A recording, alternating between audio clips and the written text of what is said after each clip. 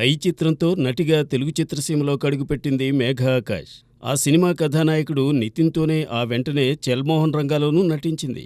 రాజరాజ చోర, రావణాసుర, డియర్ మేఘ, మనుచరిత్ర వంటి చిత్రాల్లో నటించిన మేఘా ఆకాష్ తెలుగులో కొన్ని సినిమాలకు సమర్పకురాలుగానూ వ్యవహరించింది. అయితే గ్రాండ్ సక్సెస్ మాత్రం అందుకోలేకపోయింది. ప్రస్తుతం కుటుంబానాం చిత్రంలో నటిస్తున్న 28 సంవత్సరాల మేఘా ఆకాష్ త్వరలో పెళ్లి పెట్టలేకపోతోంది. 6 ఏళ్లుగా ప్రేమిస్తున్న సాయి విష్ణుతో ఆమె వివాహ నిశ్చితార్థం జరిగింది.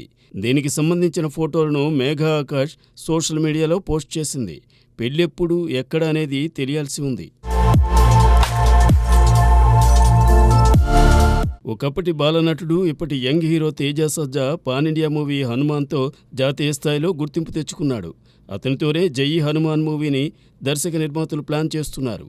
ఇదిలా ఉంటే తేజ సజ్జా హీరోగా పీపుల్స్ మీడియా ఫ్యాక్టరీ అధినేత టీజీ విశ్వప్రసాద్ మిరాయ్ పేరుతో ఓ సూపర్ యోధా యాక్షన్ అడ్వెంచర్స్ మూవీ నిర్మిస్తున్నారు. దీనికి ప్రముఖ సినిమాటోగ్రాఫర్ కార్తీక్ ఘట్టమనేని దర్శకుడు.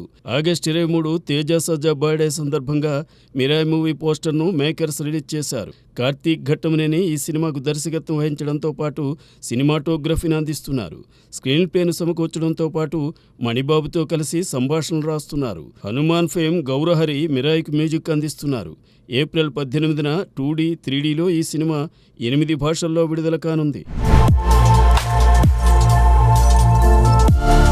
Power star AP deputy CM Pawan Kalyan నటిస్తున్న సినిమాలు 3 ప్రస్తుతం సెట్స్పై ఉన్నాయి. ఏఎం రత్నం నిర్మిస్తున్న హరిహర వీరమల్లు, డివివి దానయ్య ప్రొడ్యూస్ చేస్తున్న ఓజీ, మైత్రి మూవీ మేకర్స్ నిర్మిస్తున్న ఉస్తాద్ భగత్ సింగ్. సెప్టెంబర్ 2 పవన్ కళ్యాణ్ బర్త్డే సందర్భంగా ఈ సినిమాలకు సంబంధించిన ఏదో ఒక అప్డేట్ రాబోతోందని తెలుస్తోంది. అందులో భాగంగానే రాజకీయ కార్యక్రమాలతో పవన్ కళ్యాణ్ బిజీగా ఉన్న ఆయన్ని కలుసుకోవడానికి విజయవాడ వెళుతున్నారు చిత్ర దర్శక నిర్మాతలు.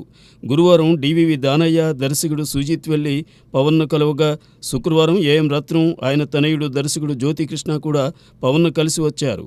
హరిహర వీరమల్లు చిత్రం తొలి భాగం ఇదే ఏడాది చివరిలో విడుదలయ్యే ఛాన్స్ కనిపిస్తోంది.